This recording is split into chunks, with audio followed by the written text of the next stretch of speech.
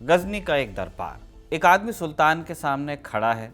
उसे सोने के पानी वाला खिलत पहनाया जाता है, गले में जड़ाऊ हार डाला जाता है और एक पूरी फौज सौंप दी जाती है। एक तंबू भी दिया जाता है और उसके सिर के ऊपर छत्र लगाया जाता है और फिर उसके ठिकाने के बाहर नगाड़े बजने लगते हैं। इस आदमी का नाम था तिलक, एक हिंदू जिसे अफगानिस्तान के सबसे बड़े शहर बल्ख के प्रशासन की पूरी जिम्मेदारी दी जा रही थी। इस तिलक के बारे में तब के दरबारी इतिहासकार अबुल फजल बहकी ने लिखा कि कोई आदमी बड़ा पैदा नहीं होता, बड़ा बनता है। और इससे बड़ा बनाने वाला कौन था? सुल्तान मसूद। ये नाम शायद आपको पहचान में नहीं आएगा, लेकिन अभी आ जाएगा जब आप इनके पिता का नाम सुनेंगे, महमूद गजनवी। गजनी के दरबार में एक हिंदू को यह ओहदा मिल रहा था और ये तो महमूद गजनवी के बाद की बात है। 8वीं से 11वीं सदी तक गांधार और काबुल के इलाके एक हिंदू किंगडम के अधीन हुआ करते थे। आज क्या हाल है? यूरोपियन यूनियन की असाइलम एजेंसी EUAA की 2025 की रिपोर्ट के मुताबिक पूरे अफगानिस्तान में हिंदुओं और सिखों को मिलाकर करीब 100 ही बाशिंदे बचे हैं, जबकि 5 दशक पहले तक इस देश में हिंदुओं और सिखों की संख्या हजारों में थी। कुछ आंकड़े तो लाखों में भी हैं। फिर क्या हो गया? काबुल के बाजार में स्टॉक एक्सचेंज चलाने वाले सिख और हिंदू व्यापारी कहाँ गायब हो गए? जिस अफगानिस्तान में हिंदुओं और सिखों को बड़ा भाई कहा जाता था, ओ लाले, उन्हें ये देश छोड़ना क्यों पड़ा? कब और कैसे हुआ, ये जानेंगे आज के एपिसोड में। नमस्ते, मैं हूं निखिल और आप देख रहे हैं अलिफ लैला।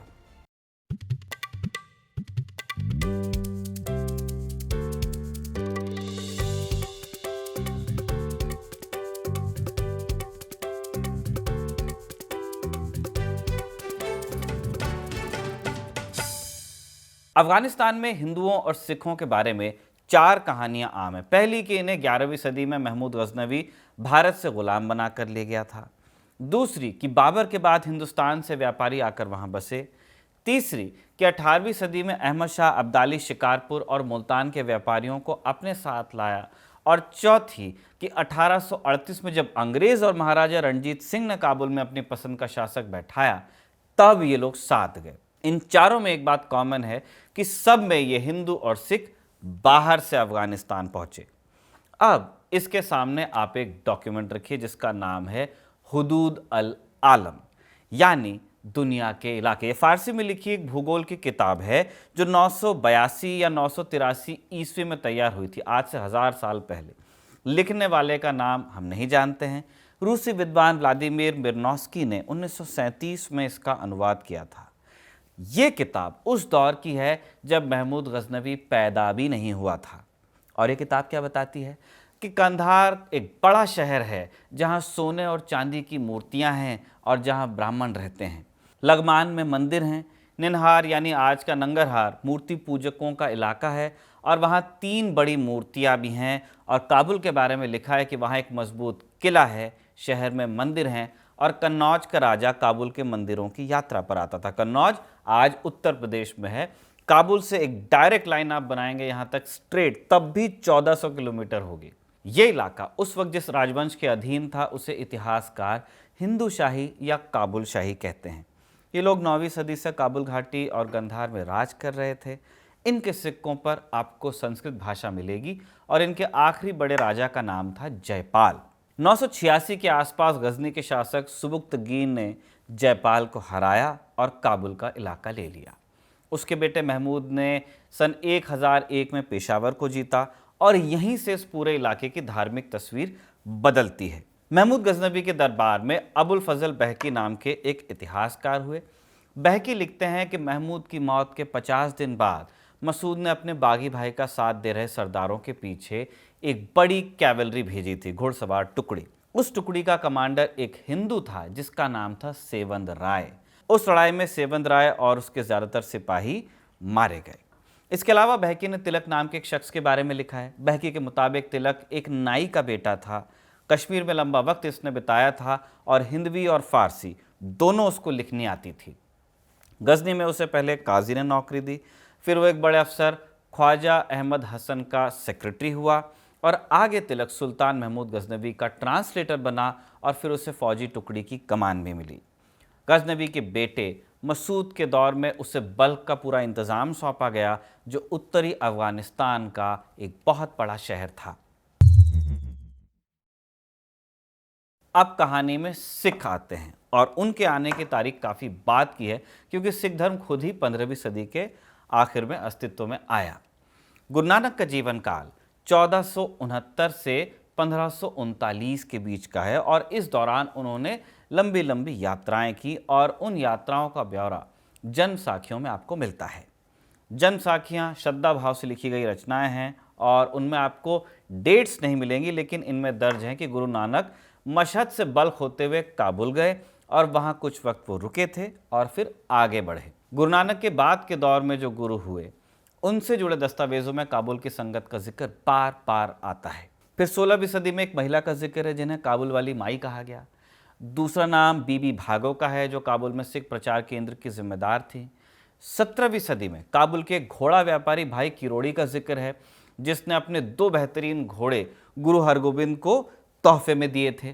फिर एक नाम भाई नंदलाल का है, फारसी के बड़े कवि थे और गुरु गोबिंद सिंह के दरबार में जो कवि थे उनमें से ये भी एक थे। इनका जन्म गजनी में ही हुआ था। आगे आपको महाराजा रणजीत सिंह के दौर का जिक्र मिलता है। अफगानिस्तान में मौजूद सिखों की एक बड़ी संख्या महाराजा रणजीत सिंह के दौर में वहाँ पहुँची बताई जाती है। रणजीत सिंह ने 1799 से 1839 तक पंजाब पर राज किया और पेशावर, मुल्तान, लाहौर से लेकर कश्मीर तक सिख एम्पायर को उन्होंने फैलाया था। रंजीत सिंह के ही दौर में अफगानिस्तान में भी सिख एम्पायर फैलाने की कोशिश हुई थी, लेकिन 1834 और 35 में अफगानिस्तान के अमीर दोस्त मोहम्मद की फ़ौज ने रंजीत सिंह की फ़ौज को खैबर दर्रे के पास रोक लिया था। फिर 1838 में ब्रिटिश सरकार और रंजीत सिंह के बीच एक संधि होती है और संधि का एक मकसद था दोस्त मोहम्मद को हटाकर शाह शुजा को अफगानिस्तान की गद्दी पर बैठाना। तो इसके बाद एक पिंसर मूव किया जाता है। ब्रिटिश फौज की एक टुकड़ी दक्षिण से बोलन पास के रास्ते अफगानिस्तान में घुसती है बलूचिस्तान होते हुए, और रंजीत सिंह की फौज नॉर्थ में खैबर दर्रे से होकर काबुल तक आती है। अगस्त 1839 में दोनों फौजें काबुल में मिलती हैं। दोस्त मोहम्मद जब दो तरफ से घिरते हैं तो काबुल छोड़कर उत्तर की तरफ भाग जाते हैं और ब्रिटिश और सिख फौजें बिना किसी बड़े मुकाबले के काबुल में दाखिल हो जाती हैं। शाह शुजा को गद्दी पर बैठाया जाता है और शहर में एक विक्ट्री मार्च भी होता है जिसमें दोनों तरफ की फौजें शामिल होती हैं, लेकिन ये जीत टिक नहीं पाई। शाह शुजा को अफगान जनता ने कभी स्वीकार नहीं किया क्योंकि वो अंग्रेज़ों की कठपुतली थे। 2 साल के भीतर काबुल में विद्रोह भड़क गया और 1842 में ब्रिटिश फौज की वापसी के दौरान लगभग पूरी की पूरी टुकड़ी रास्ते में मारी गई। इतिहास में इसे पहली एंग्लो अफगान वॉर के नाम से जाना जाता है और यहीं से इतिहास दिलचस्प होता है। काबुल में घुसते हुए सिख और ब्रिटिश फौजें साथ साथ थीं, लेकिन रंजीत सिंह की फौज पहली एंग्लो अफगान वॉर का हिस्सा नहीं बनी। वो काबुल में परेड के तुरंत बाद पंजाब लौट आई। रंजीत सिंह खुद जून 1839 में यानी काबुल के परेड से कुछ ही हफ्ते पहले बीमार पड़ गए थे और लाहौर में ही उनका देहांत भी हुआ। इंद्रजीत सिंह अपनी किताब Afghan Hindus and Sikhs history of 1000 years में लिखते हैं कि रंजीत सिंह की फौज में जो ज़्यादातर सिपाही थे वो जट सिख थे, जबकि अफगानिस्तान के लगभग सारे हिंदू और सिख खत्री और अरोड़ा जातियों से हैं जो पारंपरिक तौर पर व्यापारी वर्ग रहा, यानी उन सिखों की संख्या अफगानिस्तान में ज़्यादा रही जो फौज के साथ नहीं बल्कि ट्रेड के रास्ते आए थे। फिर 1832 में एक 18 साल का लड़का काबुल के रास्ते पर था, नाम मोहनलाल। दिल्ली के एक अंग्रेजी स्कूल से पढ़े हुए थे, कश्मीरी पंडित परिवार से आते थे। ईस्ट इंडिया कंपनी ने उन्हें एक ब्रिटिश अफसर अलेक्जेंडर बर्न्स के साथ भेजा था और इनका काम था अफगानिस्तान और सेंट्रल एशिया के बारे में जानकारी जुटाना। आज के हिसाब से देखेंगे तो ये एक स्पाई थे, जासूसी कर रहे थे। मोहनलाल फारसी में माहिर थे और सफ़र में अफगान मुसलमानों जैसा लिबास वो पहनते थे, है ना, पहचान छिपाकर चलते थे। उन्होंने अपने सफ़र का ब्यौरा इंग्लिश में लिखा है और शायद पहले हिंदुस्तानियों में से एक थे जिन्होंने इंग्लिश में अपने संस्मरण लिखे हैं। काबुल के बारे में मोहनलाल लिखते हैं कि शहर में करीब 2000 हिंदू हैं और उनमें से बहुत से काबुल के सबसे पुराने बाशिंदों में से हैं। ये 1832 की बात है। इसी दौर के एक और अंग्रेज़ यात्री थे गॉडफ्री थॉमस विने, जो 1836 में अफगानिस्तान आए। उन्होंने उत्तरी शहर कुंदुज के बारे में एक छोटी सी बात लिखी कि वहाँ के उज़्बेक लोग हिंदुओं को लाला कहकर बुलाते हैं, यानी बड़ा भाई। उनके साथ यानी हिंदुओं के साथ बाकी मुसलमानों के मुकाबले अफगान ज़्यादा नरमी से पेश आते हैं। और ये शब्द अफगानिस्तान में आज भी जिंदा है। कुछ अफगान जो पुराने हैं खासकर आज भी हिंदुओं और सिखों को लाला कहते हैं। इसी पीरियड से अफगानिस्तान का एक और ब्यौरा आप देखिए। 1834 में महाराजा रणजीत सिंह ने पेशावर को पूरी तरह से अपने राज में मिला लिया, जो सिख अंपायर वो बना रहे थे। उस वक्त काबुल के अमीर दोस्त मोहम्मद खान कंधार में थे। खबर मिलते ही उन्होंने सिखों के खिलाफ जिहाद का ऐलान किया। अब लड़ाई लड़ने के लिए चाहिए पैसा, तो मदद ली गई एक अंग्रेज से, चार्ल्स मेसन, जो असल में ईस्ट इंडिया कंपनी की फौज का एक भगौड़ा सिपाही था। मेसन ने अपनी डायरी में लिखा है कि शुरुआत में अफगानिस्तान के अमीर ने पैसे लेने में हिचकिचाहट दिखाई, क्योंकि इस्लामी कानून के हिसाब से काफिर से पैसा लेना हराम था। फिर अमीर के मौलवी ने एक तर्क निकाला कि काफिरों की दौलत लेना जायज़ है, बशर्ते वो पैसा काफिरों के हमलों को रोकने में ही खर्च हो। नतीजा ये हुआ कि काबुल के जो हिंदू बैंकर्स थे उनको इकट्ठा किया गया और बताया गया कि जब तक वो 3 लाख रुपए का इंतजाम नहीं करेंगे हिरासत में रहेंगे। अबडक्ट कर लिया एक तरह से कि पैसा दो। मेसन ये भी बताते हैं कि सिर्फ हिंदुओं से वसूली नहीं हुई, अमीर ने जो दूसरे अमीर मुसलमान व्यापारी थे उनसे भी पैसा लिया, लेकिन ज़्यादा बड़ा हिस्सा हिंदुओं से आया और उनसे 2 साल का जजिया एक साथ वसूल लिया गया। अब 20वीं सदी में आइए। 1919 में अफगानिस्तान ने अंग्रेज़ों से पूरी आज़ादी का ऐलान किया। पूरी आज़ादी क्या, उसका भी आपको संदर्भ दे देते हैं। अफगानिस्तान कभी हिंदुस्तान की तरह कॉलोनी नहीं रहा। जैसे अंग्रेज़ आकर के यहाँ बस करके राज करते थे, वैसा अफगानिस्तान के साथ में हुआ नहीं। वहाँ उनका डायरेक्ट रूल नहीं था, कंट्रोल सिर्फ एक चीज़ पर था, फॉरेन रिलेशंस, है ना, अफगानिस्तान की विदेश नीति। ये सिस्टम 19वीं सदी की 2 अफगान जंगों से बनकर तैयार हुआ था। 1880 में दूसरी अफगान अंग्रेज़ जंग, जो एंग्लो अफगान वॉर ख़त्म हो गई, तो एक समझौता हुआ। अंग्रेज़ों ने वादा किया कि हम अफगानिस्तान के अंदरूनी मामलों में दखल नहीं देंगे, बदले में एक शर्त रखी कि अफगानिस्तान किसी दूसरे मुल्क से सीधे डिप्लोमेटिक रिलेशंस नहीं बनाएगा, सारा काम अंग्रेज़ों के जरिए होगा, फॉरेन रिलेशंस का। अंग्रेज़ दरअसल ये इंश्योर कर रहे थे कि अफगानिस्तान कहीं रशियन एम्पायर के करीब ना चला जाए। तो अंग्रेज़ों ने कहा कि आपकी डिप्लोमेसी हम रन करेंगे। ये सिस्टम 40 साल चला। फिर फरवरी 1919 में अफगानिस्तान के अमीर हबीबुल्लाह खान की हत्या हुई और उनकी जगह उनके बेटे अमानुल्लाह खान गद्दी पर बैठे और अपने राज्याभिषेक का जो भाषण था, जो पहला भाषण उनका एज किंग था, उसी में उन्होंने ऐलान कर दिया कि अफगानिस्तान अब पूरी तरह से आज़ाद है, विदेश नीति भी हम खुद बनाएंगे। अंग्रेज़ों को मंजूर नहीं हुआ। 3 मई 1919 को अफगान फौज ने ड्यूरन लाइन पर अटैक किया, हिंदुस्तानी सरहद पर हमला किया। इसे थर्ड एंग्लो अफगान वॉर कहा जाता है, लेकिन ये जंग उतनी बड़ी नहीं हुई। ज़्यादातर लड़ाई बॉर्डर पर जो स्कर्मिशेस थे, छोटी मोटी झड़पें थी, वहीं तक महदूद रही। 3 जून 1919 को अमानुल्लाह ने सीज़ फायर का ऐलान किया। महीने भर लड़ाई हुई, लेकिन अफगान फौज फिर से पेशावर तक पहुंच नहीं पाई, जहां से कभी उन्हें खदेड़ा था महाराजा रणजीत सिंह ने। वही असली टारगेट भी था कि पेशावर उनको जीत लेना। लेकिन जब बातचीत हुई तो बातचीत की मेज़ पर उन्हें वो मिल गया जो उनका शायद असली मकसद था। क्या? 8 अगस्त 1919 को रावलपिंडी में एक समझौता हुआ, जिसके बगल में फिर पाकिस्तान की नई कैपिटल बनी इस्लामाबाद। रावलपिंडी पुराना शहर है। 8 अगस्त 1919 को रावलपिंडी में एक समझौता हुआ। इस संधि से अंग्रेज़ों ने अफगानिस्तान की विदेश नीति पर अपना कंट्रोल छोड़ा और इसी बातचीत का अगला राउंड मसूरी में हुआ, जो आज उत्तराखंड में है। इस बातचीत में बहुत इंटरेस्टिंग चीज़ है, अंग्रेज़ों के पक्ष में बोलने वाले पेशावर के एक पठान मुसलमान थे और अफगानिस्तान का पक्ष रख रहे थे दीवान निरंजन दास, जो एक अफगान हिंदू थे, जो 1867 में काबुल में पैदा हुए थे और मिलिट्री स्कूल से पढ़े थे। अमेरिकी लेखक लुई डुप्री ने अपनी किताब अफगानिस्तान में उस कॉन्फ्रेंस का एक ब्यौरा दिया है। डुप्री लिखते हैं कि उन्हीं दिनों ईद पड़ गई। अब माहौल में कुछ तनाव था, इसलिए अंग्रेज़ों ने पहले अफगानों को देहरादून की जो मस्जिद थी वहाँ जाने से रोका। बाद में लेकिन परमिशन दी और दीवान निरंजन दास अपने मुसलमान साथियों के साथ मस्जिद गए। आगे चलकर अमीर अमानुल्लाह खान ने दीवान निरंजन दास को अपनी सरकार में वित्त और व्यापार मंत्री बनाया। फाइनेंस और ट्रेड मिनिस्ट्री उनको दी। मिलिट्री स्कूल के ये पढ़े हुए थे, इसलिए ताउम्र उन्होंने वर्दी पहनी और तलवार भी रखी। 1923 में अफगानिस्तान का संविधान बना और उसके अनुच्छेद 2 में लिखा था कि इस्लाम मुल्क का धर्म है, इसके बावजूद दूसरे धर्मों को थोड़ी रियायतें मिली।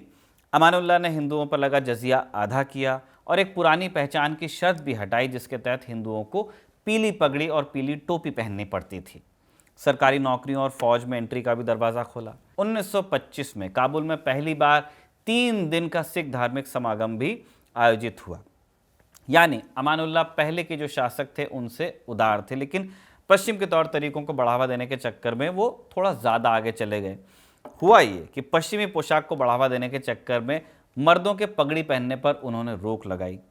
इंद्रजीत सिंह अपनी किताब में लिखते हैं कि 1927 के हुक्म में ये लिखा गया कि लोया जिरगा यानी अफगानिस्तान की जो लोकसभा उस समय थी, उसके किसी भी सदस्य के सिर पर पगड़ी नहीं होनी चाहिए।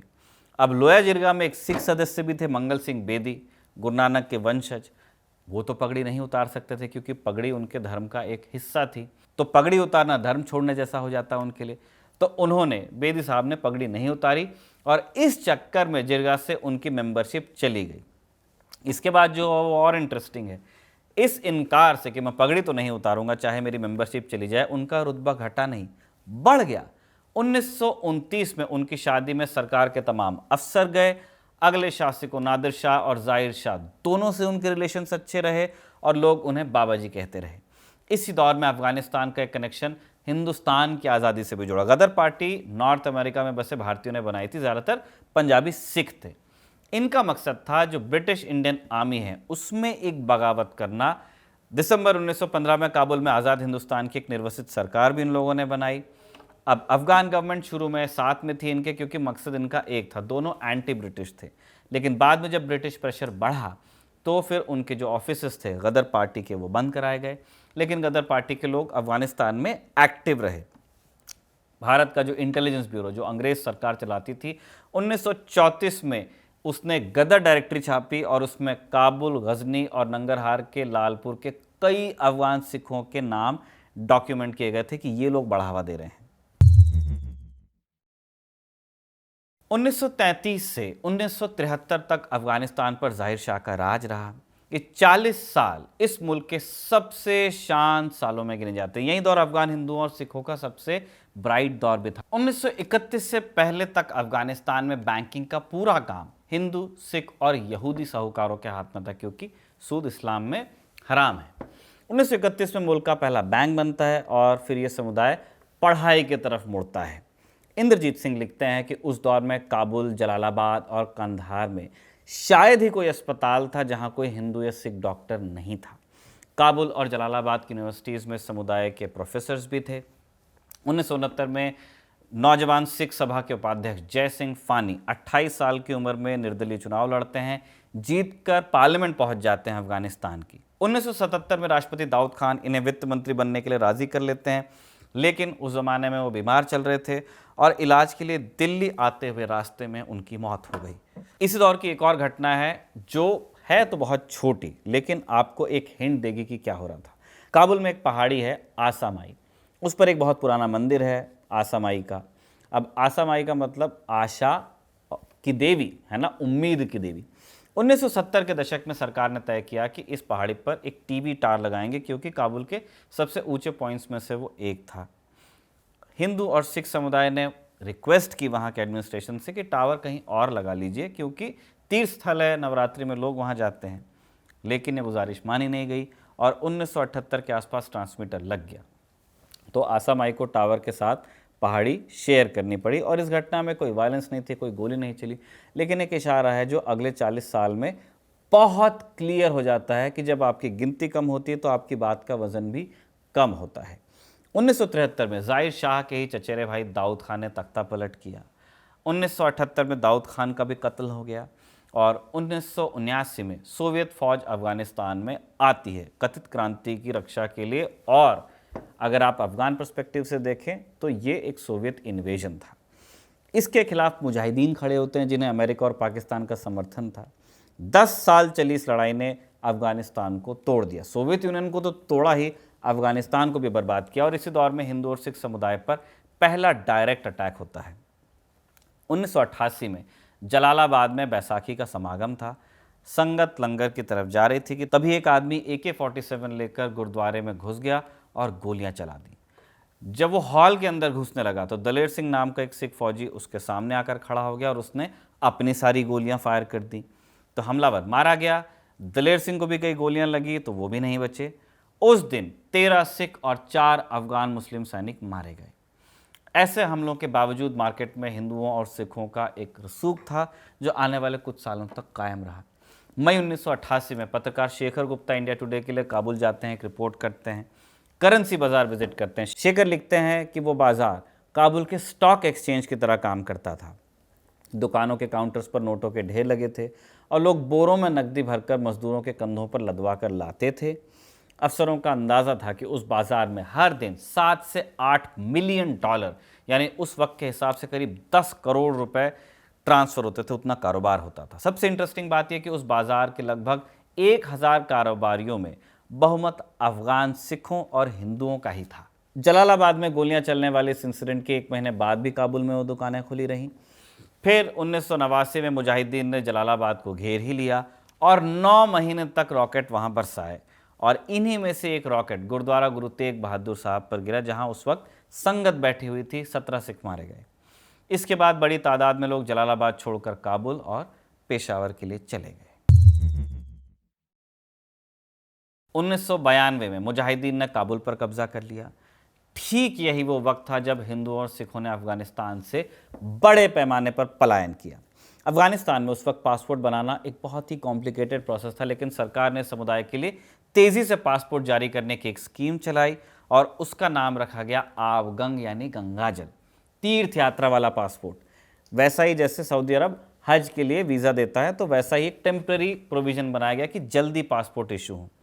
दूसरी तरफ जो इंडियन एम्बेसी वहाँ पे थी, उसने अपने वीज़ा काउंटर दूतावास से हटाया और काबुल के शोर बाज़ार में गुरुद्वारा गुर हर राय साहिब के अंदर लगाया, क्योंकि जो ओल्ड सिटी थी वहाँ से एम्बेसी तक आना बहुत लोगों के लिए जानलेवा था, रिस्क था। एम्बेसी में इतना स्टाफ नहीं था कि हर पासपोर्ट पर वीज़ा स्टैम्प किया जा सके, तो गुरुद्वारे के जो सिख सेवादार थे उन्होंने पासपोर्ट पर वीज़ा की मोहरें लगाईं। इंद्रजीत सिंह अपनी किताब में लिखते हैं कि स्कीम के तहत करीब 50,000 लोग अफगानिस्तान छोड़कर हिंदुस्तान आए और इसके बाद का दौर अफगानिस्तान में तालिबान शासन का रहा। 1996 तक तालिबान ने मुल्क के ज़्यादातर हिस्से पर कब्जा कर लिया था, बस एक जो ताजिक एरिया है उसको छोड़ के। तालिबान के दौर की एक घटना इंद्रजीत सिंह ने ब्रिटेन में रह रहे अफगान सिखों से सुनकर लिखी है। जलालाबाद के टांडा बाज़ार में सिखों की दुकानें थीं, कपड़े की, किराने की, है ना, यूनानी दवाखाने भी थे। तो तालिबान के कुछ लोग सिखों को देखकर ज़मीन पर थूक देते थे, क्योंकि ये लोग तो हेट के साथ में बड़े हुए हैं। सिख चुप रहते थे क्योंकि उनके नंबर ही उतने नहीं थे, भाई झगड़ा लोगे तो लड़ोगे कैसे, और सामने वालों के पास में असॉल्ट वेपन्स थे। एक दिन एक तालिबान गार्ड ने ज़मीन पर नहीं एक सिख दुकानदार के चेहरे पर थूक दिया। उस दुकानदार ने कपड़ा नापने वाला स्टील का जो गज होता है उसको उठाकर उस गार्ड के सिर पर मार दिया और गार्ड ने यह सोचा नहीं था, संभलते ही उसने और उसके साथियों ने राइफलें तान ली। अब ये राइफल तान रहा है उस कपड़े वाले व्यापारी के ऊपर। आसपास के जो बाकी सिख व्यापारी थे वो लोग वहाँ पे आ गए, धक्का मुक्की हुई और इन लोगों ने गार्ड्स की राइफलें छीन ली और गार्ड्स वहाँ से भाग गए। जब ये इंसिडेंट हो गया तो इसकी खबर फिर जो लोकल तालिबान कमांडर था वहाँ तक पहुँची और उसने दोनों साइड्स को सुना और तय किया उसने कि झगड़ा उसके अपने आदमियों ने शुरू किया था। थूकने वाले गार्ड ने अपने डिफेंस में कहा कि मुझे मालूम ही नहीं था कि ये सिख है और मुझे सिख धर्म के बारे में कुछ मालूम नहीं। लेकिन कमांडर का असली सवाल अलग था। उसने पूछा कि मेरे आदमी कैसे पहचानेंगे कि कौन मुसलमान है और कौन नहीं है। यहाँ से तालिबान शासन में एक नियम शुरू हुआ। तय हुआ कि हिंदू टोपी और पीला तिलक लगाएंगे और सिखों को तिलक से छूट मिल जाएगी, लेकिन उनसे कहा गया कि वो अपने घरों के बाहर खंडा, जो उनका धार्मिक चिन्ह है, वो लगाएं। ह्यूमन राइट्स वॉच के मुताबिक 1999 में तालिबान ने आदेश जारी किया कि गैर मुस्लिम नए पूजा स्थल यानी नए मंदिर और गुरुद्वारे नहीं बनाएंगे, अपने घर की छत पर पीला कपड़ा लगाएंगे और गैर मुस्लिम महिलाएं एक खास निशान वाली नीली पोशाक ही पहनेंगी। फिर मई 2001 आया। 22 मई को तालिबान की परिषद ने तय किया कि गैर मुस्लिम अपनी जेब पर पीले कपड़े का एक टुकड़ा लगाएंगे ताकि आइडेंटिफाई किए जा सकें। 23 मई को तालिबान के रेडियो पर बाकायदा इसका ऐलान भी हुआ था। तालिबान का तर्क ये था कि ये भेदभाव नहीं है, सुरक्षा के लिए है। उनके एक अधिकारी ने कहा कि दाढ़ी बनवाना, टीवी देखना और घर में मूर्ति रखना मुसलमानों के लिए मना है और हिंदुओं के लिए नहीं है, इसलिए पहचान ज़रूरी है ताकि धार्मिक पुलिस इन्हें परेशान न करे। पर एक तरह की मार्किंग तो आप कर ही रहे हैं जिस तरह से ज्यूज़ की हुई थी। 2001 में 9/11 होता है। फिर अमेरिका और नेटो की फौजें अफगानिस्तान पर अटैक करती हैं। दिसंबर आते आते तालिबान बेदखल हो जाता है सत्ता से, और इसके बाद के कुछ साल थे उसमें थोड़ी सी उम्मीद रही। जो परिवार भारत और पाकिस्तान में शरण लिए बैठे थे उनमें से कुछ लौटे, लेकिन अब तक अफगानिस्तान पूरी तरह चेंज हो गया है। 2005 में लंदन की संस्था institute for war and peace reporting ने इस पर एक रिपोर्ट छापी। उसमें अफगान सिख नेता अवतार सिंह का अंदाज़ा दर्ज है कि मुल्क में हिंदू और सिखों के करीब 64 मंदिर और गुरुद्वारे और 20 श्मशान थे। उनमें से ज़्यादातर सालों की जंग में तबाह हो चुके थे। रिपोर्ट ये भी डॉक्यूमेंट करती है कि जो बचे थे उन्हें वापस लेना आसान नहीं था, क्योंकि कई जगह ताकतवर लोगों ने कब्जा कर लिया था। अवतार सिंह उस वक्त लोया जिरगा में इस समुदाय के प्रतिनिधि थे। 2014 में अल जजीरा ने काबुल के सिखों पर एक रिपोर्ट की। उसमें अवतार सिंह ने एक इंसिडेंट का जिक्र किया। एक महिला की अंतिम यात्रा थी, जुलूस निकला, दोनों तरफ पुलिस साथ में चल रही थी, और उसी जुलूस पर पुलिस प्रेजेंस में लोगों ने पत्थर फेंके, गालियां दी। उन्होंने अल जजीरा से फिर कहा कि हम शांति से अपने मुर्दे भी नहीं जला पा रहे हैं। अल जजीरा की रिपोर्ट के मुताबिक उस वक्त काबुल में समुदाय के करीब 300 परिवार बचे थे। आगे चीज़ें और ख़राब भी हुई। 4 साल बाद 1 जुलाई 2018 को जलालाबाद में राष्ट्रपति अशरफ गनी जब आए हुए थे, हिंदू और सिख समुदाय का एक प्रतिनिधिमंडल 3 गाड़ियों में उनसे मिलने जा रहा था, और रास्ते में एक आत्मघाती हमलावर ने खुद को उड़ा लिया। 19 लोग मारे गए, ज़्यादातर सिख और हिंदू। इस्लामिक स्टेट ने जिम्मेदारी ली, और मरने वालों में कौन थे? अवतार सिंह खालसा, 52 साल के। उस साल अक्टूबर के संसदीय चुनाव में वो उस इकलौती सीट के इकलौते उम्मीदवार थे जो हिंदू और सिख समुदाय के लिए वहाँ रिजर्व की गई थी। चुनाव चिन्ह उन्हें 1 दिन पहले मिला था मरने से। उनके बेटे नरेंद्र सिंह खालसा उसी धमाके में घायल हुए, लेकिन बच गए। बाद में वही सीट उन्होंने जीती, और 2021 में तालिबान की वापसी के वक्त परिवार समेत वो भी हिंदुस्तान आ गए। 2018 के बाद अगला हमला 25 मार्च 2020 को हुआ, काबुल के शोर बाजार में गुरुद्वारा गुर हर राय साहिब में। वही गुरुद्वारा जिसके अंदर 1992 में वीज़ा स्टैंप हुआ था। सुबह 7:45 बजे आत्मघाती हमलावर अंदर घुसे। 150 से 200 लोग अंदर थे। घंटों चली मुठभेड़ के बाद अफगान स्पेशल फोर्सेस ने सारे हमलावरों को मार दिया। 80 लोगों को रेस्क्यू किया, लेकिन तब तक 25 लोगों की जान चली गई थी, जिनमें एक बच्चा भी था। इस हमले की जिम्मेदारी भी इस्लामिक स्टेट ने ली। इसके बाद बची कुछ चीज़ें तालिबान जब वापस आया उसने ख़त्म कर दी। अगस्त 2021 में तालिबान एक बार फिर वापस आया। उस दौरान लोगों के भाग भाग कर प्लेन के पहियों पर चढ़ने वाली तस्वीरें आपको याद होंगी। इसी दौरान करीब 350 सिख फिर से हिंदुस्तान आते हैं। तालिबान की जो मौजूदा सरकार है, हम अभी अगस्त 2026 की बात कर रहे हैं, उसके साथ भारत सरकार के संबंध हैं। बावजूद इसके तालिबान के हालिया शासन में हिंदुओं और सिखों की हालत और ख़राब है। 18 जून 2022 की बात है, गुरुद्वारा करते परवान। सुबह 6 बजे हमलावर इसमें घुसते हैं, ग्रेनेड्स फेंकते हैं, धमाके करते हैं, 7 लोग घायल होते हैं। इस दौरान जबकि विस्फोटक से भरी एक गाड़ी को गुरुद्वारा तक पहुंचने से पहले रोक लिया गया था। इस हमले की जिम्मेदारी भी इस्लामिक स्टेट खुरासान ही लेता, यानी इस्लामिक स्टेट लगातार वहां अल्पसंख्यकों को टारगेट कर रहा है। अभी भी करंट रूल जो अफगानिस्तान में तालिबान का है उसमें भी। तो जो अल्पसंख्यकों की संख्या कुछ एक बच भी गई थी, तालिबान के आने के बाद अब वो भी नहीं के बराबर हो गई है। 2021 में जब तालिबान लौटा था तब सिखों की संख्या करीब 300 थी। ईयू की असाइलम एजेंसी EUAA की 2025 की रिपोर्ट के मुताबिक पूरे अफगानिस्तान में हिंदुओं और सिखों को मिलाकर करीब 100 लोग बचे हैं। 2001 में संख्या 300 थी। पिछले साल अक्टूबर 2025 में तालिबान सरकार के विदेश मंत्री आमिर खान मुत्तकी जब हिंदुस्तान आए थे तब ये मैटर रेज किया गया था। दिल्ली में जो अफगान एम्बेसी है वहाँ उनसे वो लोग मिले थे जो अफगानिस्तान से बच के हिंदुस्तान आए हैं, उनका एक प्रतिनिधिमंडल। 3 मांगे थी कि गुरुद्वारों और मंदिरों की मरम्मत की जाए, ज़मीन जो कब्ज़ा कर ली गई है वो वापस हो, और सरकार में एक रिप्रेजेंटेटिव इस कम्युनिटी का भी हो। मुत्तकी ने कहा कि बिल्कुल वापस आइए, स्वागत है आपका। प्रतिनिधिमंडल ने लेकिन कहा कि लौटने का अब कोई मतलब नहीं है, हम बस इतना चाहते हैं कि हमारे जो गुरुद्वारे और मंदिर वहाँ बच गए हैं वो सुरक्षित रहें। आखिर में अपनी बात ख़त्म करते हुए एक चीज़ और आपको बताते हैं जो 2018 में अमेरिका में अफ़गानिस्तान के तब के राजदूत हमदुल्ला मोहिब ने कही थी। जुलाई 2018 में वॉशिंगटन में एक प्रोग्राम हुआ था जलालाबाद हमले में मारे गए लोगों की याद में। इस कार्यक्रम में हमदुल्ला मोहिब ने एक बात कही थी कि बहुत लोग हिंदुओं और सिखों को हिंदुस्तान से आया प्रवासी समझते हैं, जबकि हकीकत ये है कि अफ़गानिस्तान के ये मूल निवासी हैं। आयरनी देखिए, हमदुल्ला मोहिब अब खुद अफ़गानिस्तान में नहीं रहते हैं। 2021 में जब तालिबान टेक ओवर हुआ, उस दौरान इन्हें भी मुल्क से भागना पड़ा। इसी के साथ अलिफ लैला का ये एपिसोड हम कंक्लूड करते हैं। इसे कमल ने लिखा और इरशाद ने रिकॉर्ड किया। आप देखते रहिए खबरगांव।